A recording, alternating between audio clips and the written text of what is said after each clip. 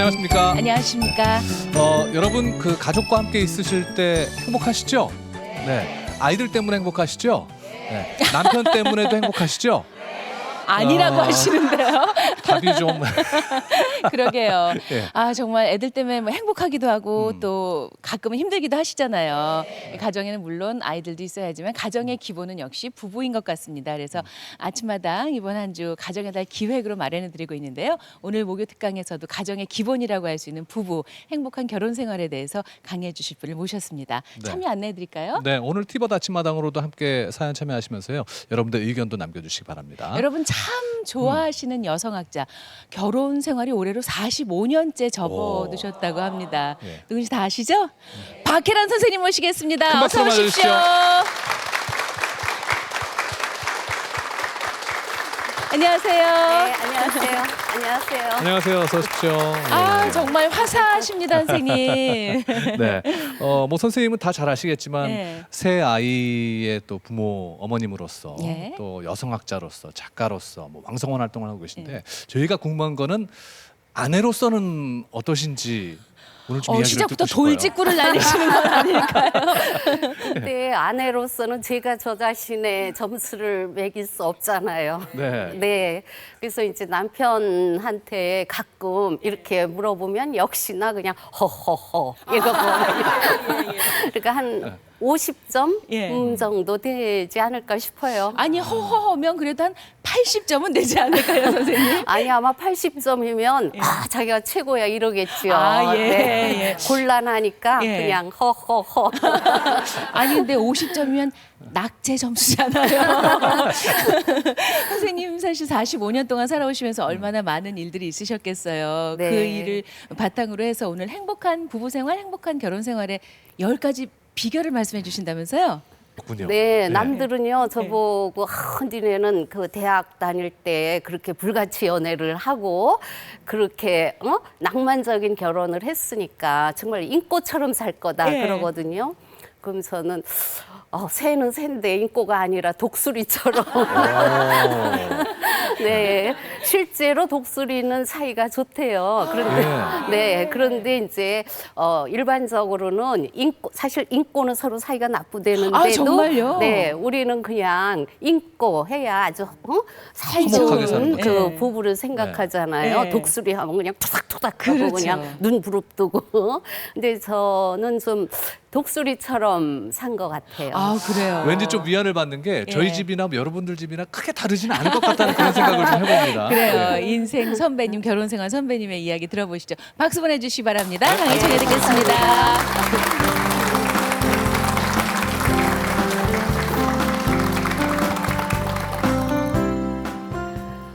사실 행복한 결혼의 기술이라는 그런 말을 하기에는 저 스스로 생각해도 너무 뻔뻔한 것 같아요.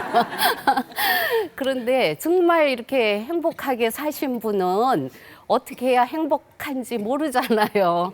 근데 이제 저도 대부분 여러분들처럼 아마 저랑 비슷할 것 같아요. 그냥 하루에도 12번씩 사러 말어 이러고 어떨 때는 그래도 내가 이만하면 결혼을 잘했다 싶다가도 그냥 순간적으로 조금 있으면 내가 왜 결혼이라는 걸 해서 이렇게 그냥 복잡하게 속상해하면서 이렇게 사나 이제 이런 생각을 할 거예요. 그래서 사실 저는 결혼에 대해서 얘기할 그 자신이 없음에도 불구하고 이제 45년이나 살았잖아요.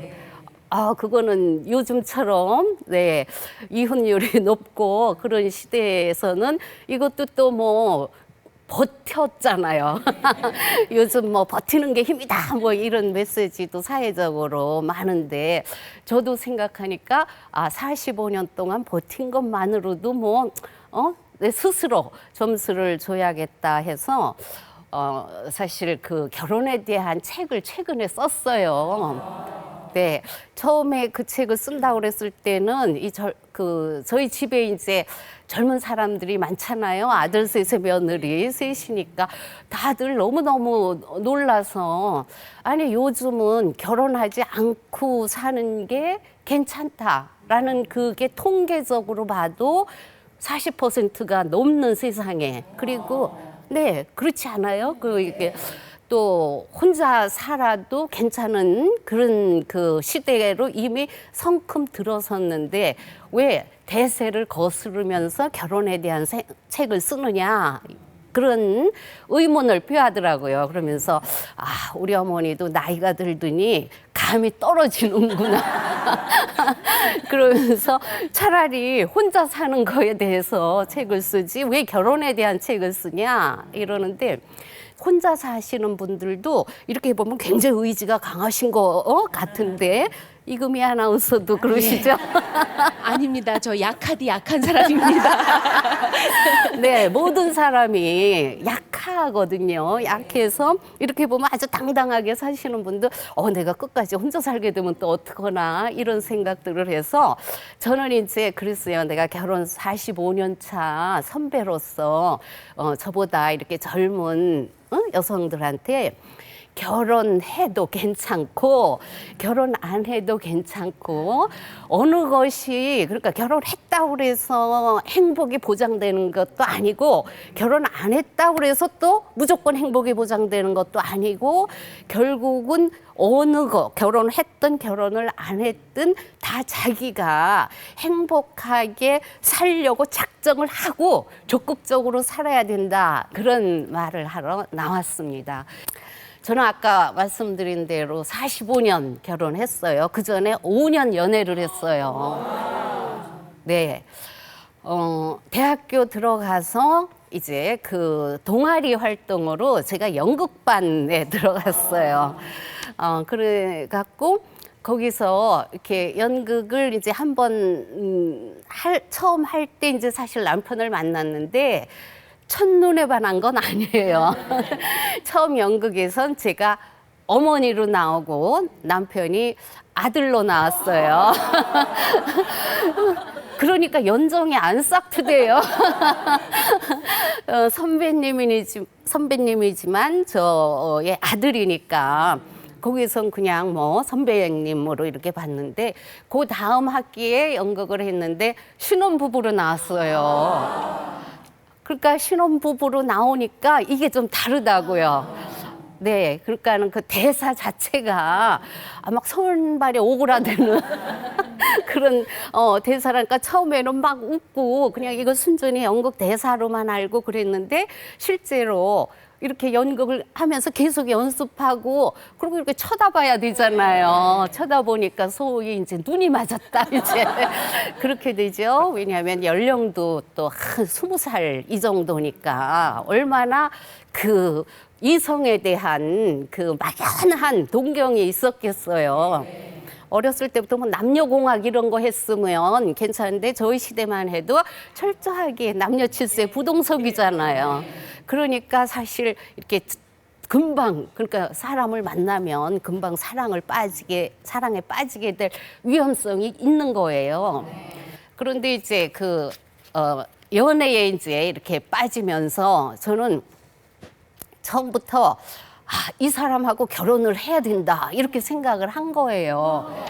왜냐하면 그 당시의 분위기는 여자가 그 남자하고 다방에 가서 커피를 한 잔만 마셔도 소문이 나는 거예요.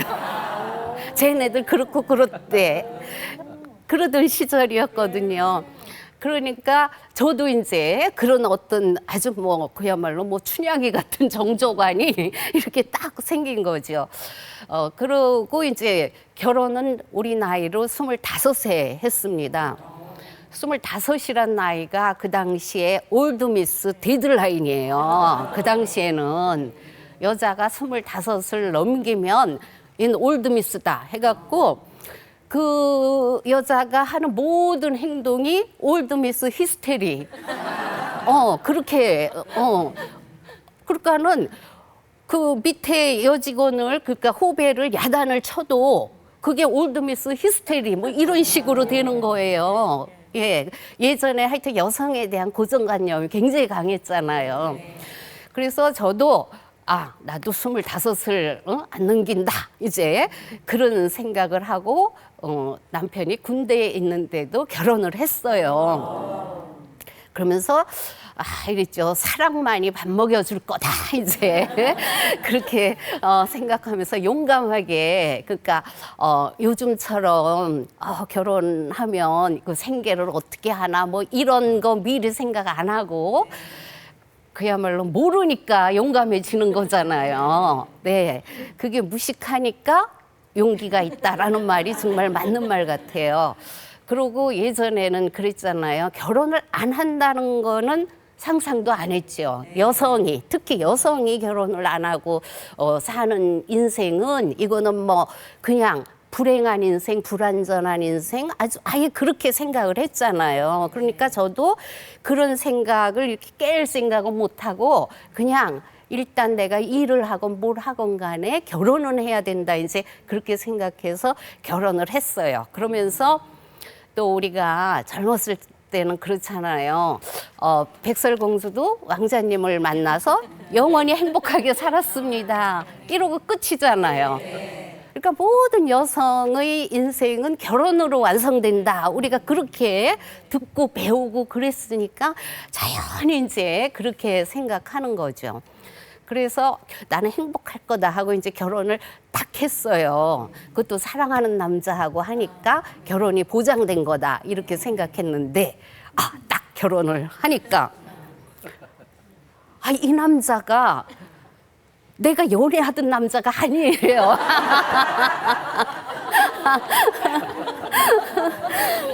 그러니까 정말 저는 사실 이 남편을 좋아하게 됐던 게 예전에 이렇게 굉장히 이렇게 사람이 과묵하고 대범하고 그렇다고 생각을 했어요.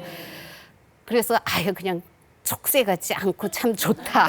가볍지 않고 참 좋다. 그랬는데 결혼을 딱 하고 보니까 그게 과묵한 게 아니라 아는 게 없는 것 같아.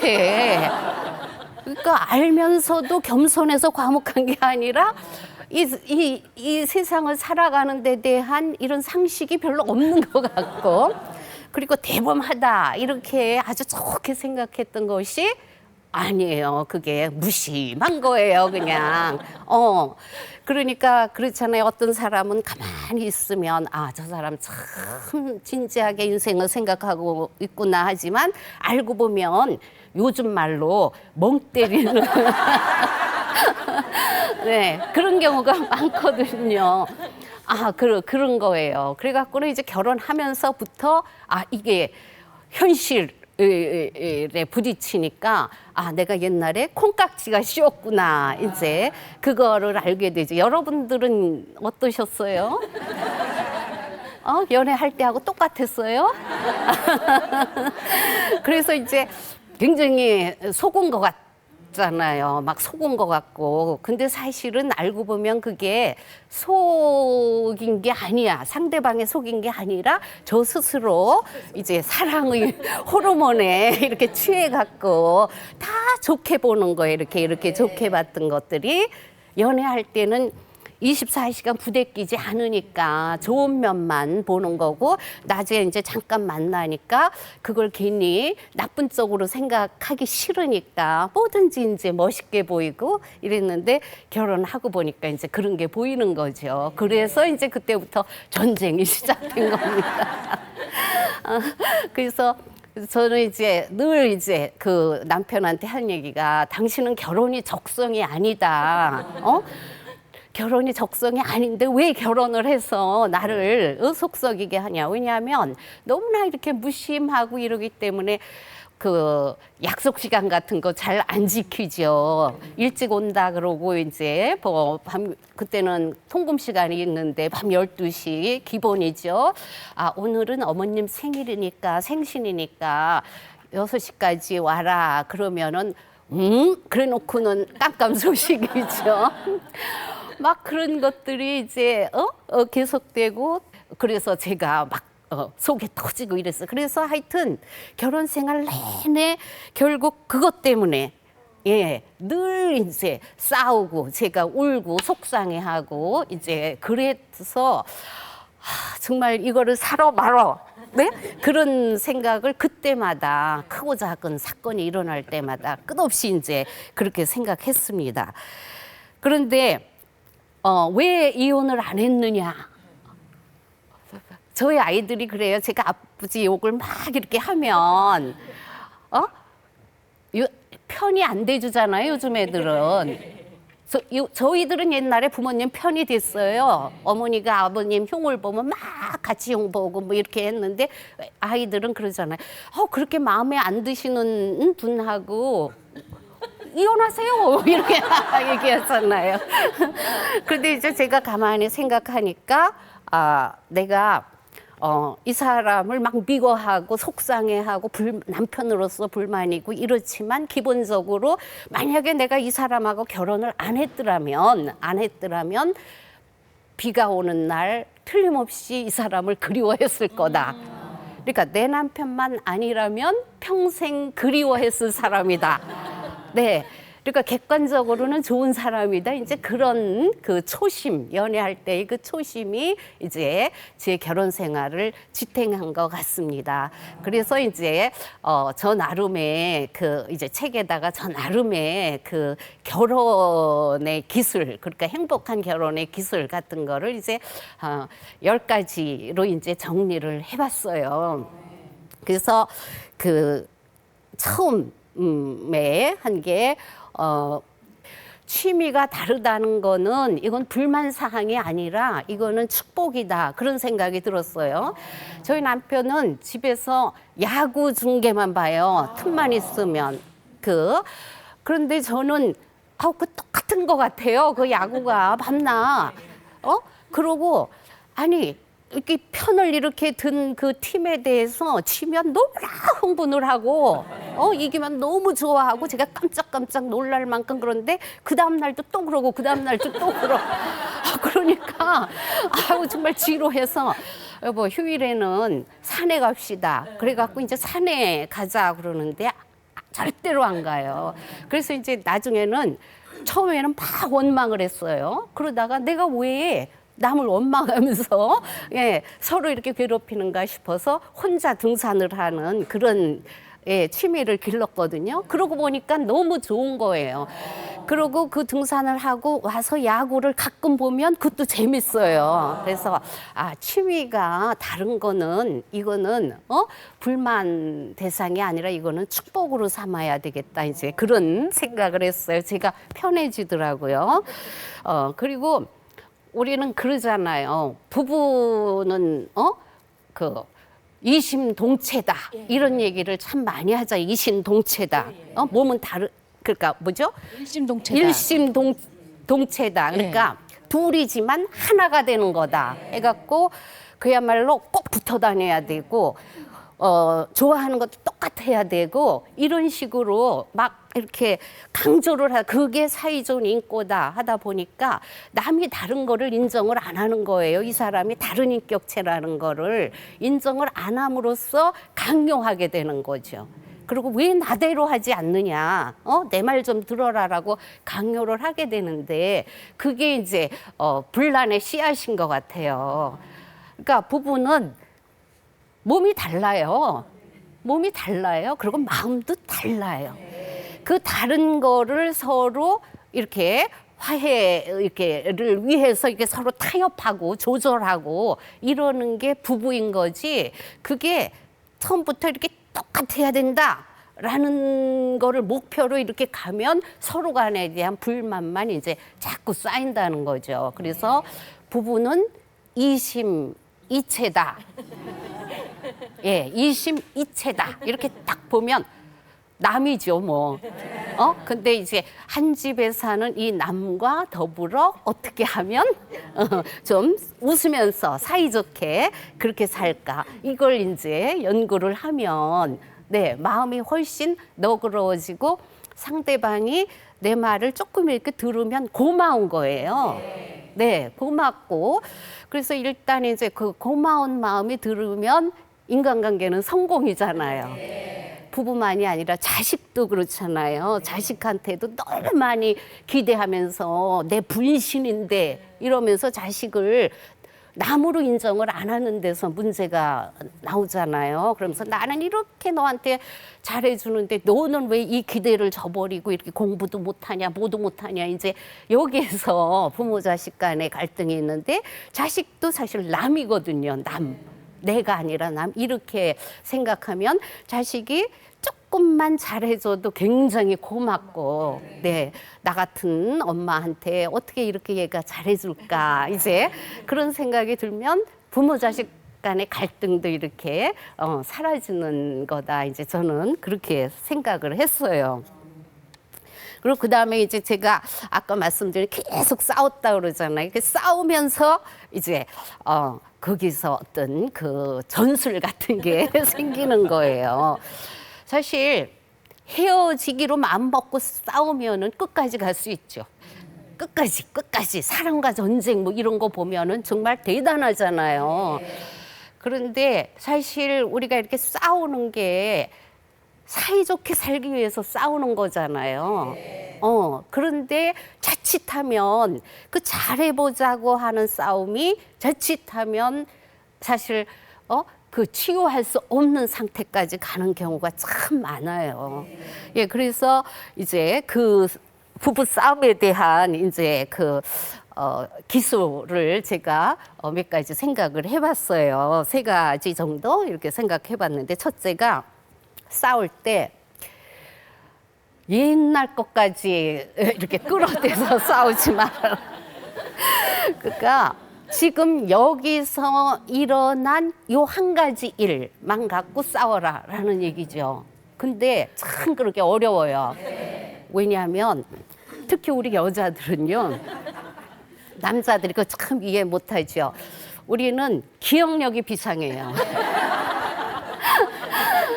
그리고 또 좋은 일은 잘 기억 못해. 나 가슴 아프게 했던 일, 그건 그렇게 기억이 나는 거예요.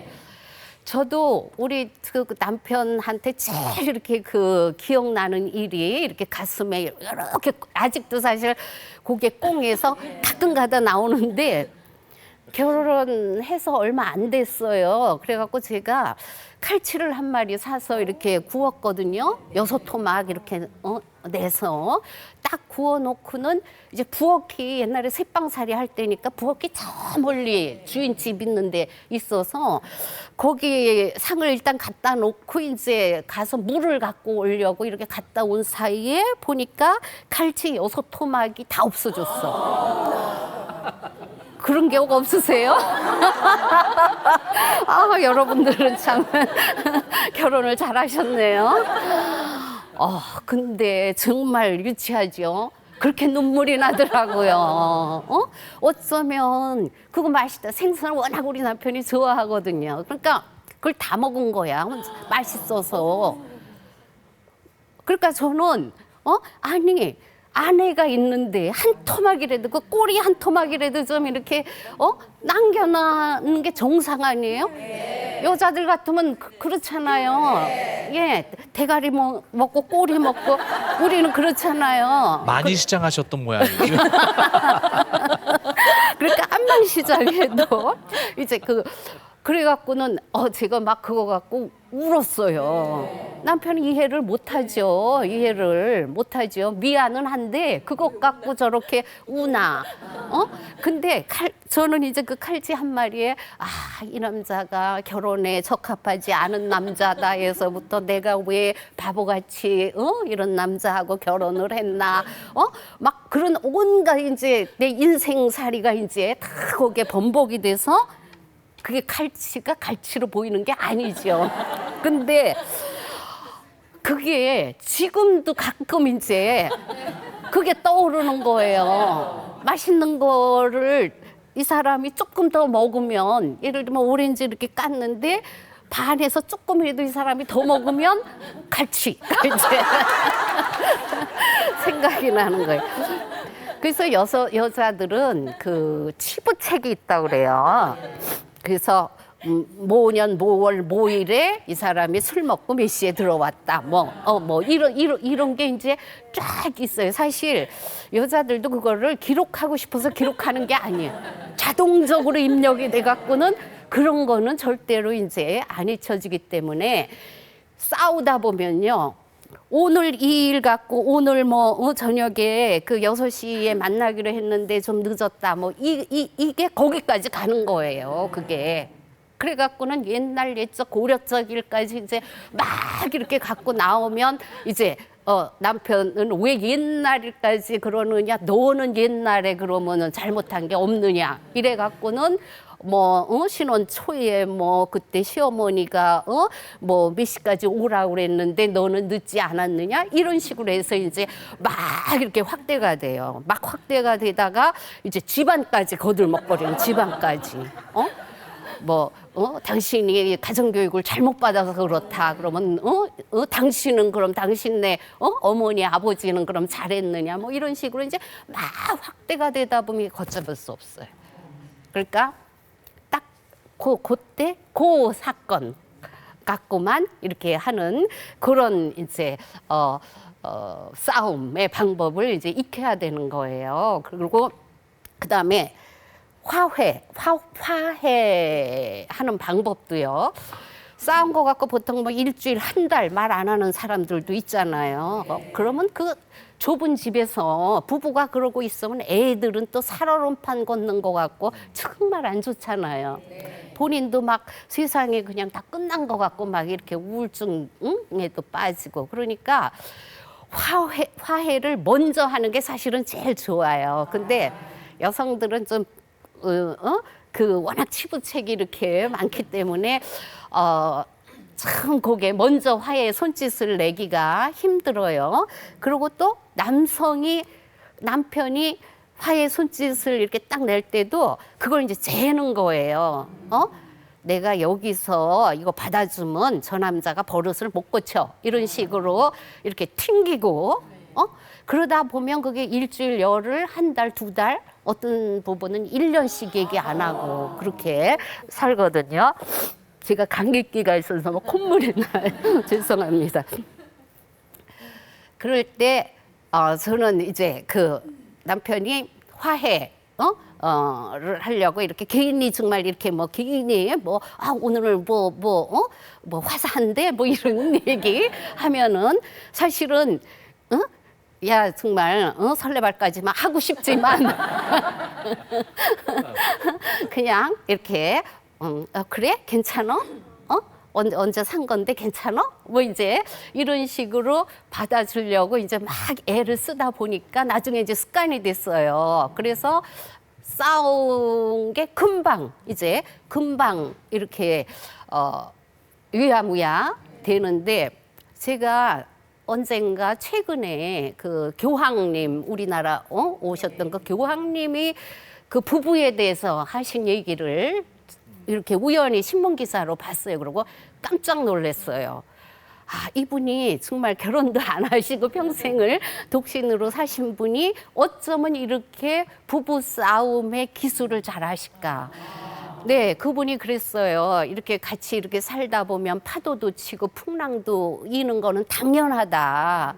그런데 그거를 당연한 걸로 받아들이고 싸우는 건 괜찮은데 작은 몸짓, 화해를 청하는 작은 몸짓을 얼른 받아들이는 게 현명한 방법이다. 이렇게 말씀을 하셨더라고요. 그래서 정말 이분은 참 위대하신 분이구나. 제가 그걸 느꼈어요. 저도 살면서 처음에는 그 화해를 안 받아들여 갖고는 제가 내가 이렇게 쉽게 보여? 이제 이런 것 때문에 그런데 결국에는 이제 나중에 이렇게 점점 연차가 이렇게 길어지면서 길게 끌어봤자 서로 괴롭기만 하다.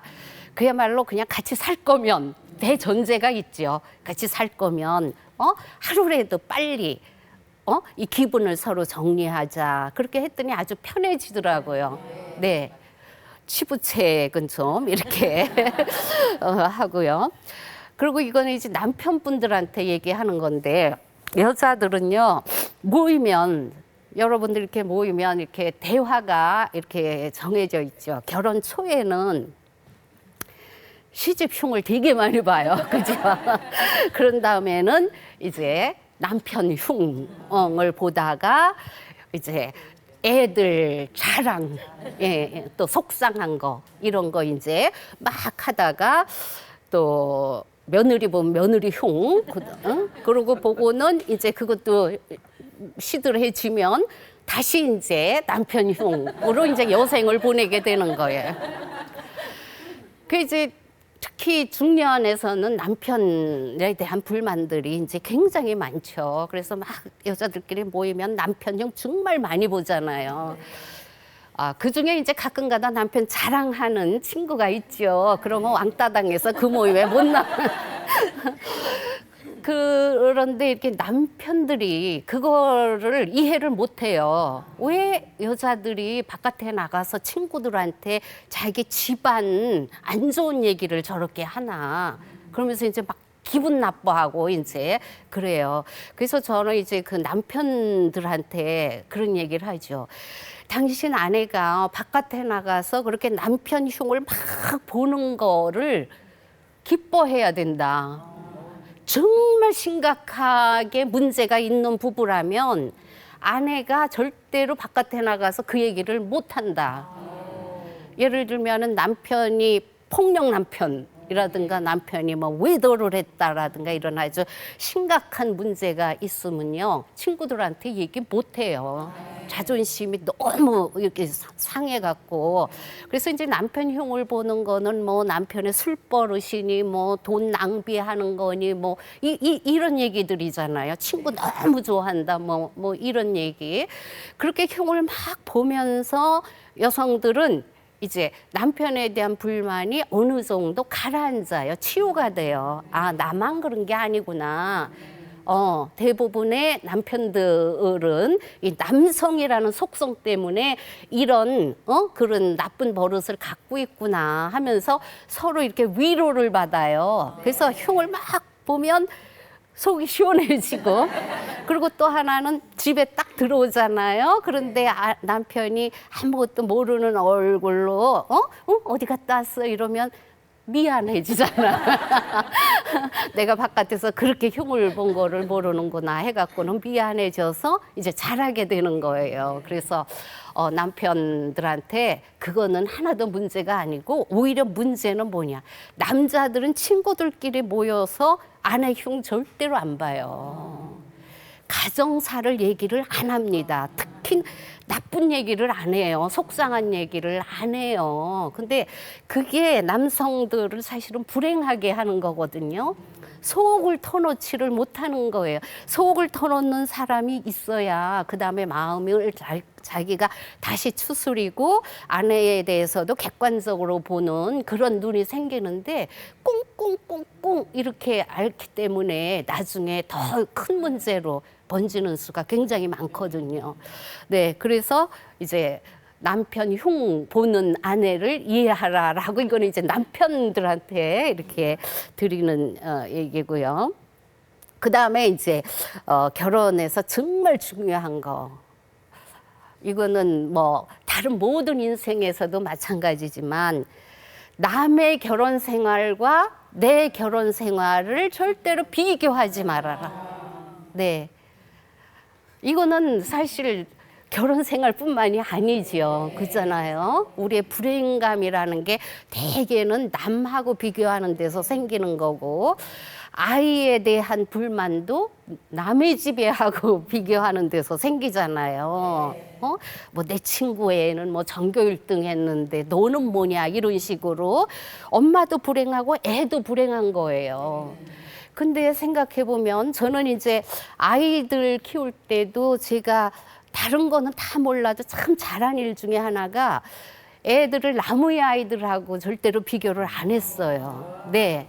단 한 번도. 그리고 형제가 셋인데 셋도 서로 비교를 안 했어요. 예, 형은 잘하는데 너는 뭐냐 이런 식으로 절대로 비교를 안 했거든요. 그런데 한 번은 이제 그 아들이 어떤 아들이지 이제 기억도 이제 셋 중에 하나겠죠. 셋 중에 뭐. 하나죠. 어느 날 집에 와서 막 이러는 거예요. 엄마. 그래서 내 친구 누구네 집에 갔더니 그 엄마가 아들 친구 왔다고 사과를 이렇게 깎아서 내오시는데 이 쟁반에다가 뭘 깔고 그 위에 접시를 놓고 그러고 이제 사과를 아주 예쁘게 이렇게 잘라서 갖고 왔대요. 남들한테는 당연한 건데 얘들한테는 문화적 충격이 된 거야. 저는 애들이 친구들이 이렇게 오면 냉장고에 사과 있다 먹어라 이러거든요.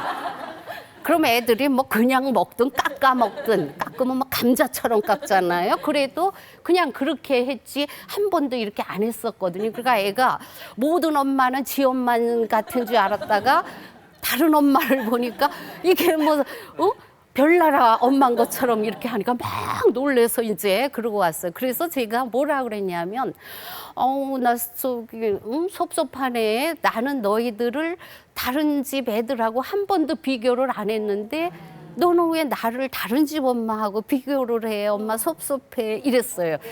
그랬더니 그 다음에 절대로 이제 비교를 안 하죠. 저 엄마는 그냥 그런 엄마다. 이러고 그냥 그런 엄마 밑에서 그냥 나는 내 살 길을 살아야겠다. 이러고 산 거예요.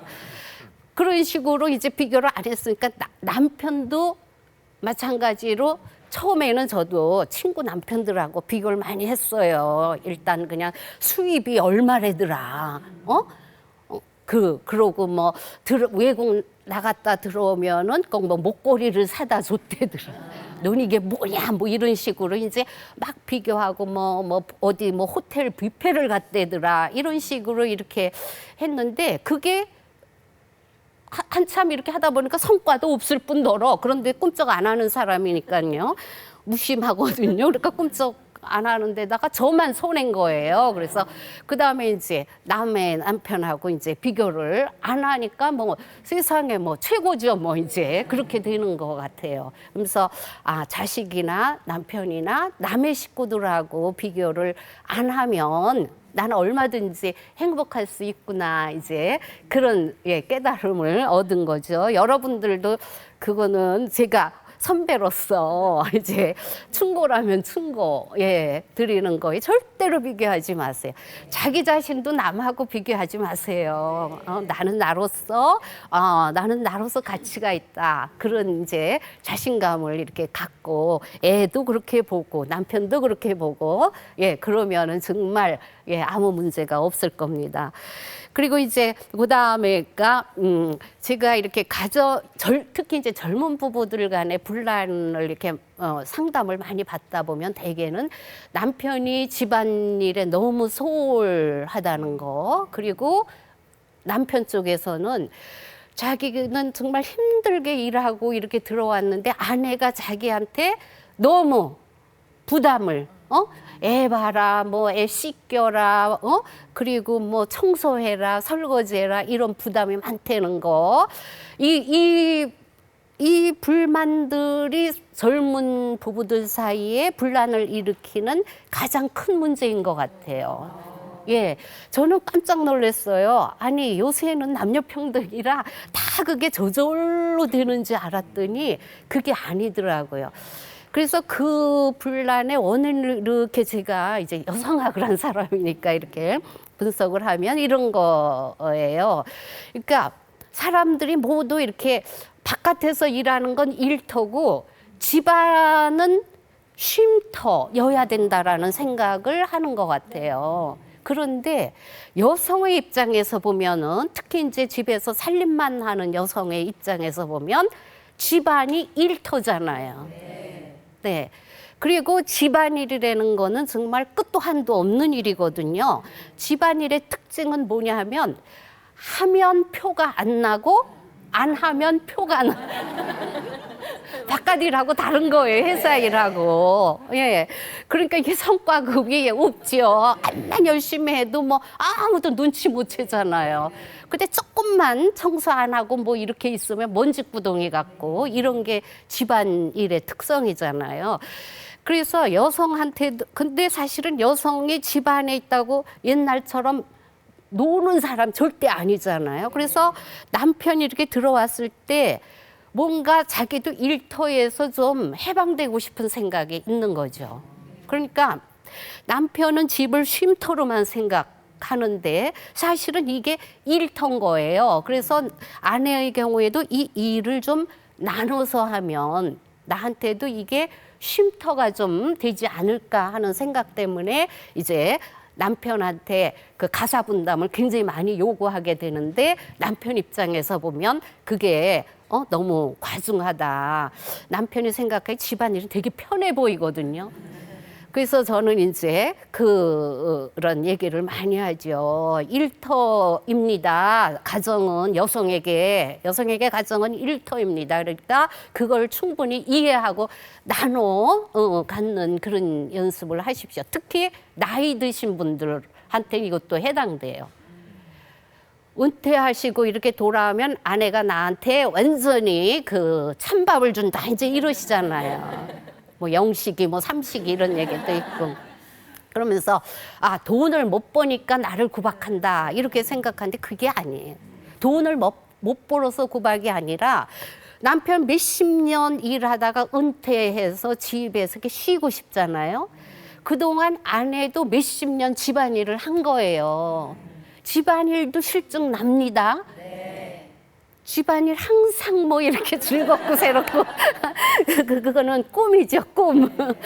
네, 그래서 나이가 많이 들다 보면 아내도 집안일에서 은퇴하고 싶은 거예요. 그러니까 그걸 이해를 하면 아내가 왜 나한테 저렇게 새끼 차려달라고 그러면 저렇게 그냥 도끼 눈을 뜨나 이거를 이제 이해하게 되실 거예요. 그래서 적극적으로 당신이 차려 먹거나 아니면 요리를 좀 배우거나 이런 그런 기술을 발휘해야 되는 거죠.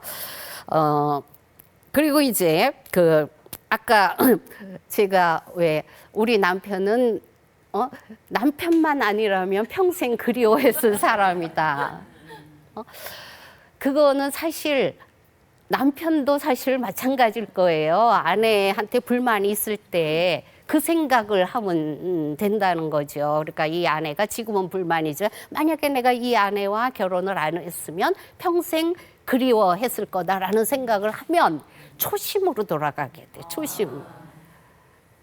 처음에 좋았던 그 마음을 찾을 수가 있어요. 그래서 남편도 미울 때는 아유 하다가도 그렇지만 만약에 내가 이 남편하고 결혼을 안 했으면 지금쯤 내가 그리워하고 있겠지? 생각하면은 좀 이렇게 달리 보이는 거. 예. 그게 이제 제가 아까 얘기한 대로 이제 이혼을 안 한 그 가장 큰 이유고요. 그리고 이제 마지막으로 이제 두 가지. 이거는 뭐 너무나 당연한 얘기죠. 결혼이 우리를 행복해 줄 거라고 막연히 기대해서는 안 된다는 거. 그래서 거기서 불행이 싹 트거든요. 그래서 불만이 싹 트거든요. 결혼이고 혼자 살고 이게 모든 것이 다 내가 행복한 결혼을 만들어가느냐, 내가 행복한 독신 생활을 만들어가느냐, 여기에 따라 달라지는 거예요. 그러니까 저는 그 젊은 애들한테 만약에 제가 주례를 하게 된다면 이 말을 꼭 하고 싶다. 늘 이제 그 생각을 하고 있습니다. 결혼이 그러니까 이 두 분 정말 이 아무도 결혼하지 않는 시대에 결혼한다고 나섰으니 정말 용감하십니다. 이러고 제가 말씀드릴 비결은 단 하나. 결혼한다고 그래서 그 다음날 당장 그 다음날부터 결혼이 보장되는 게 절대로 아니다. 결혼은 여러분이 만들어가는 거다. 그러니까 행복한 결혼도 여러분이 만들어가는 거고 불행한 결혼도 여러분들이 만들어가는 거다. 이제 그런 말씀을 꼭 이제 드리고 싶고요. 또 그 마지막은 사실은 이제 하나만 한 얘기지만 인생은요 정말 이렇게 제가 한참 연식이 한참 됐거든요. 이제 이렇게 돌아보면 막 불만도 많고 뭐 이렇게 억울한 것도 많고 공연이 훌쩍거릴 때도 많고 그러지만 이렇게 딱 돌아서 생각하니까 제가 생각한 만큼의 인생이 제 몫이더라고요. 제가 만들어 온 거예요. 그리고 제가 생각한 대로 그 행동을 해왔던 거고 제가 행동한 대로 오늘의 제가 있는 거예요. 그래서 제가 그렇게 어머니가 됐고 그렇게 아내로서 이렇게 살아가는 거거든요. 그런데 그 생각한 대로에서 저를 지탱했던 가장 큰 줄기가 뭐였냐 하면 낙관주의예요. 낙관주의. 잘 될 거다. 내가 잘 된다고 생각하면 잘 될 거다. 그래서 아이들 키울 때도요, 항상 얘들은 참 잘 될 거야. 얘들은 나보다 나아. 이렇게 생각했고요. 며느리들을 이렇게 셋을 봤는데 제가 이런 말 하면은 자랑처럼 들리겠지만 참 좋거든요, 관계가. 그것도 이렇게 딱 이렇게 보면서 며느리들을 보면서 참 나보다 나은 아이들을 데려왔구나. 이제 그런 생각을 처음부터 이렇게 하게 되니까 괜히 불만을 품을 게 없는 거예요. 근데 이제 유도가 안 됐던 게 남편한테 대해서만 이제 남편은 뭔가 내 생각대로 안 되고 속은 것 같고 그랬는데 이제 한참 살다 보니까 이 남편도 나보다 나은 사람이구나. 그런데 괜히 내가 잘난 척을 하고 그거를 어떤 남편이라는 틀, 내가 생각했던 남편이란 틀 있잖아요. 왜 뭐 일찍 들어오고 돈도 잘 갖다 주고 애들한테도 이렇게 잘하고 이런 그 성실하고 착실한 그 남편의 틀, 그리고 내가 하자 그러는 거는 막 얼른 따라하고 그런 틀에 맞춰서 이제 제가 계속 이렇게 불만을 가졌던 거지, 따로 이렇게 딱 떼어놓고 보면 이 사람 참 좋은 사람이구나, 이제 그런 생각을 점점 하게 되더라고요. 한 60이 지나면서부터.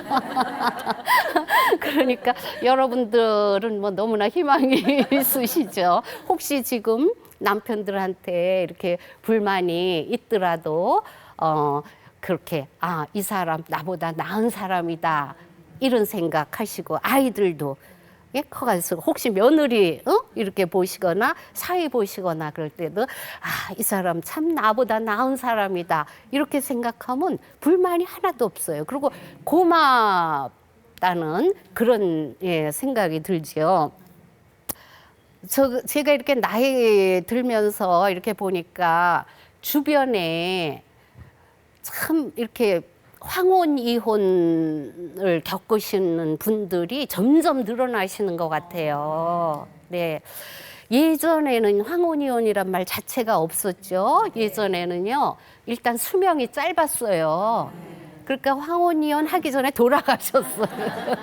그리고 아이들도 굉장히 많이 낳고요. 아이들을 6, 7, 8을 낳으니까 사실 부부만 이렇게 지내는 시간이 없었는데 지금은 100세 시대잖아요.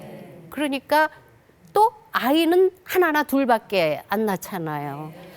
그러니까 아이들 다 독립시키고 나서 부부만 남는 시간이 예전에 10년이면 지금 30년. 그러니까 이게 보통 심각한 문제가 아니죠. 예전처럼 자식이 옆에 딱 붙어 사는 것도 아니고요. 글로벌 시대라 저기 외국에 나가 있는 자식들도 많고 이러면서 부부 간의 관계가 정말 점점 중요해지는 것 같아요. 그러니까 부부 사이에 예전에는 법으로 살았다, 정으로 살았다 이게 있는데 지금은 그게 아닌 거예요. 이게 우정 같은 그 친근감이 없으면은 부부가 둘이 30년을 늙은 부부가 살기 참 힘든 거예요. 그래서 황혼 이혼이 이제 자꾸 지금 점점 늘어날 수밖에 없어요. 이게 그래서 저는 근데 이제 황혼 이혼을 하고 물론 행복하신 분도 있죠. 왜냐하면 정말 참고 사셨던 분. 그런데 대부분은 이제 결국 뭐 성격 차이라든가 습관의 차이라든가 이제 이런 것 때문에 이렇게 헤어지시는데, 그런 분들한테 이제 제가 이렇게 보면 좀 안타까워서 하나 이제 제언을 하고 싶은 게 있어요. 제가 어느 회사에 이렇게 방문할 기회가 있었는데, 그 집 거기 이제 저희 이제 아주 가까운 친구가 거기를 운영하시는 분인데, 그 책상 위에 감사일기라는 게 이렇게 쫙 쌓여 있더라고요. 직원들한테 받은 거래요. 100가지씩 감사한 사항을 이렇게 적어내는 거예요. 그래서 처음에는 윗사람이 적어내려면은 그거 억지로 할 수 없이 이렇게 썼겠지 하고 약간 삐딱하게 봤는데, 그걸 이렇게 읽으면서 보면 볼수록 진정성이 느껴지고 제가 감동을 받았어요. 거기에 보니까 이런 얘기가 있더라고요. 물론 이제 자기 부모님한테 대한 감사, 뭐 이런 감사가 다 있는데, 거기 이제 운영하시는 분에 대한 감사말에 이런 게 있어요. 저희들이 계속 일을 할 수 있게 회장님이 계속 일을 따와 주셔서 감사합니다. 또 회장님이 계속 건강해 주셔서 감사합니다. 이런 정말 저는 생각도 못한 그런 게 있어서 그분한테 어떻게 이런 걸 받을 생각했냐 했더니, 자기도 어디 가서 그런 예를 보고 아내하고 관계가 약간 껄끄러울 때 아내에 대한 감사일기를 써봤대요. 처음에는 뭐 한 몇 개도 못 쓰겠대래요. 민망스럽고. 그런데 한참을 쓰니까 나중에는 막 100개, 1000개도 쓸 수 있다고요. 그래서 저도 그 감사 일기를 이제 한번 써봤어요. 여러분이 보시면 웃으실 거예요. 그러니까 매일 아침 눈을 뜨자마자 안녕이라고 말할 사람이 있어서 고마워요. 그리고 이제 아침이면 어김없이 배고파하는 사람이 있어서 고마워요. 왜냐하면 당신이 없었다면 입맛도 없는 데다 귀찮아서 제가 아침을 거를 테니까요. 그렇잖아요. 혼자 있으면 여자들 안 챙겨 먹잖아요. 그리고 이제 또 방을 마구 어질러 놓고 치우지 않아서 고마워요. 덕분에 나도 마음껏 늘어놓고 살 수 있으니까. 그리고 그 나이에도 집밥주의자가 아니라 고마워요. 당신이 해주는 게 제일 맛있어 라는 말에 넘어가 새끼를 챙기다가 제가 돌아버릴지도 모르잖아요. 그리고 이제 나 혼자 여행을 가도 전화를 안 해줘서 고마워요. 아내가 어디서나 재밌게 놀 거라고 굳게 믿어주니까요. 그리고 며느리들이 남편 흉을 볼 때 얼마든지 맞장구 칠 수 있어서 고마워요. 왜냐하면 며느리들이 남편 흉을 막 보다가 제가 시아버지 흉을 막 보면 할 말이 없어지거든요. 그래도 내 남편은 우리 시아버지보다 낫다 이래갖고는 자기네 문제는 이렇게 사소해지는 거거든요. 그리고 이제 저희 남편이 이렇게 뚱뚱해요. 배가 이렇게 나왔어요. 옛날에 막 살 빼라 했는데 그게 뭐 쉽게 빠지나요? 찔 때는 쉽지만 나갈 때는 어렵거든요. 그래서 뱃살을 간직해줘서 고마워요. 덕분에 나도 살을 빼야 된다는 스트레스에서 벗어날 수 있잖아요. 이렇게 쓰면 100가지, 1000가지도 금방 되는 거예요. 그게. 예를 들면 나한테 무심해줘서 고마워요. 그러니까 내가 나 스스로 챙길 수가 있잖아요. 뭐 이런 식으로, 그러니까 역발상이죠. 그 남편에 대해서 원망했던 그 부분을 거꾸로 생각하면 그게 또 고마운 부분으로 이렇게 바뀔 수가 있어요. 이건 뭐 아내들에게도 그렇게 감사하라는 편지를 쓰라는 저희 부원의 압력입니다. 이 남편들한테. 그리고 이제 제가 책에서 사실 파격적인 주장을 하나 했었어요. 이런 얘기 이렇게 어떤 분들은 들으시면 무슨 저런 뚱딴지 같은 소리냐. 정말 제가 막 이렇게 막 싸우고 힘들고 막 이럴 때 이런 생각이 들었어요. 결혼해서 영원히 살지 말고, 우리 그러잖아요. 검은 머리가 팥뿌리가 되도록 살라. 근데 사실 요새는 다들 염색들을 많이 하셔서 팥뿌리도 잘 안 되죠. 근데 영원히 행복하게 살아야 된다라는 게 오히려 결혼 생활을 편안하고 행복하게 하는데 족쇄가 아닌가, 그런 생각이 들었어요. 그래서 결혼해도 정년제가 있으면 어떨까? 결혼을 한 20년 하고 나면 어떠세요, 여러분들? 찬성이세요? 아니에요? 찬성이에요? 찬성 안 하시는 분은 이게 캥기는 게 있는 거예요. 남편이 나하고 또 살자라는 말 안 하면 어떡하나 이러는 거예요. 그게 뭐 결혼 생활을 막 깨자 이렇게 이런 의도에서 제안을 한 게 아니라, 결혼에 이제 정년이 있다 그러면 좀 이렇게 서로 막대하는 게 없어지지 않을까. 얘는 내 식구다.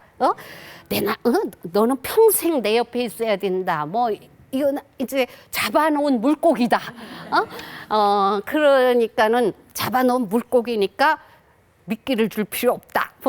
이러면서 좀 이렇게 마구 대하는 거, 예의 없이 대하는 거, 또 배려 안 하고 그냥 뭐 알아주겠지 하고 이렇게 대하는 그 결혼 생활이 좀 나아지지 않을까.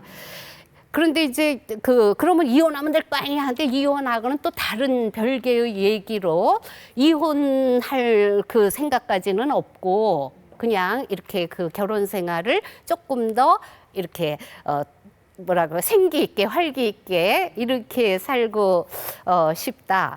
이러면은 20년 정년 이렇게 하면 긴장하지 않을까요?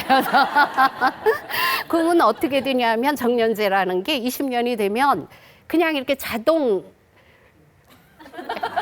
해지가 되는 거예요. 자동. 그러고 만약에 더 함께 살고 싶으면은 재계약을 하는 거예요.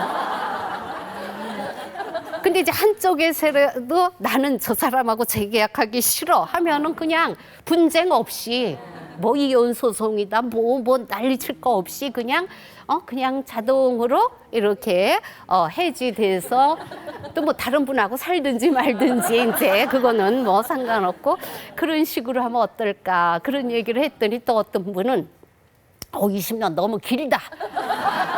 10년으로 하자. 10년이면 이렇게 좋겠다 하는데, 저는 이제 10년은 좀 아이들이 어리기 때문에 아무래도 그 아이들에 대한 책임이 있잖아요. 어른들이니까. 그래서 아이들의 정신적 피해를 조금이라도 줄이려면 아이들이 큰 다음이 좋지 않을까 이제 그랬더니, 의외로요, 이 의견에 여성들뿐만 아니라 남성들도 굉장히 찬동하는 경우가 많더라고요. 예, 그러면 좋겠다고. 그러면 아내가 자기한테 굉장히 잘해줄 것 같다고. 네, 그런 생각을 해봤습니다. 네. 사실 이 100세 시대가 이제 진짜 이미 다가왔잖아요. 우리나라만 해도 굉장히 많아요. 10,000명이 넘어요. 지금 100세 이상 사시는 분이. 세계적으로는 말할 수도 없고요. 그래서 아까 말씀드린 대로 이제 가족 관계 중에서 정말 부부 관계가 정말 그 사람의 행복의 질을 좌우하게 되는 거예요. 예전처럼 뭐 부부는 뭐 그저 그래도 애들이 잘 되면 뭐 괜찮지 하는 시절이 지나가 버렸거든요. 그래서 그런데 요즘 이제 결혼율은 굉장히 떨어지고 이혼율은 이제 높아지고 이런 이제 역현상이 이렇게 일어나죠. 근데 그런 것도 왜냐하면 결혼율이 떨어지고 이혼율이 높아지고 이런 것도 결국 긴 그 인생을 살아낼 자신이 없어서 그러는 거거든요. 그리고 인생이 길기 때문에 초기에 뭐 잘못됐다 하면은 이제 얼른 그거를 이렇게 다시 하고 싶은, 그래서 이 안정된 결혼 생활에 대한 희망이 사실 우리 사회에 점점 없어져요. 그건 사실이거든요. 그거를 이제 역으로 증명하는 게 그 여러분들 얼마 전에 보셨겠지만 니마 그 강을 건너지 마오 이런 프로가 있었잖아요. 그걸 보면 이제 사람들이 막 이렇게 결혼을 안 하고 이혼도 많이 하고 이러고 이런 세상에서 이 오래 안정된 결혼 생활을 하는 거에 대한 어떤 그리움, 그런 아쉬움, 이게 굉장히 강하기 때문에 그 영화에 이제 굉장히 사람이 많이 몰린 거라고 저는 그렇게 해석을 합니다. 그러니까 이게 다 우리한테 이제 닥칠 문제예요. 여태까지 행복하게 살았다고 앞으로도 행복할 것이냐, 가만히 있으면 절대로 안 된다는 거죠. 그러니까 정말 우리가 그 결혼을, 행복한 결혼을 만들려면 우리 스스로 나 먼저 노력을 하고 이 남편이 나하고 다른 사람이라는 걸 인정을 하면서 그 사람하고 조화롭게 이제 서로 타협하고, 네, 그리고 서로 보듬으면서 살면 긴 이 100세 인생의 그 행복한 결혼 생활을 할 수 있지 않을까. 저는 이제 조금 더 여러분보다 조금 더 결혼 생활을 길게 해본 사람으로서 이제 제 경험을 통해서 네, 여러분들도 다 느끼고 있는 것들을 이렇게 길게 말씀드렸습니다. 감사합니다. 네, 말씀 잘 들었습니다. 잘 들었습니다. 선생님 오늘 보셔서 아시겠지만 남편 입장에 서 있는 사람은 저 한 사람이라서 좀 좌불안석이긴 했는데 혹시 그거 여쭤보셨어요? 박가더님께 다시 결혼한다면은 나랑 결혼할 거냐 아니면 다른 사람이랑? 네. 대답은요. 예. 허허허. 정말 일관성이 있으시네요. 시종일관. 선생님께서 처음 시작하실 때 내가 무슨 결혼 생활에 대해서 얘기를 하셨지만 선생님이야말로 가장 적임자이셨던 것 같습니다. 결혼 생활 감사합니다. 이야기 공감 많이 가셨죠? 네, 다시 한번 박계란 선생님께 큰 박수 보내주시기 바랍니다. 감사합니다. 잘 들었습니다. 함께해 주신 분들께 드리는 선물 소개해드리겠습니다. 친환경 도자기 젠에서 백화점 상품권, NS몰에서 백화점 상품권, 금성침대에서 백화점 상품권, 표정 있는 가구 에모스에서 백화점 상품권, 납작당면의 새로운 맛 화미랑면에서 백화점 상품권, 금성출판사 푸르넥 공방에서 백화점 상품권 드리겠습니다. 내일은 금요일 생생 빅데이터 토크 통계로 만나는 세상 이야기 통만세로 찾아뵙겠습니다. 고맙습니다. 고맙습니다.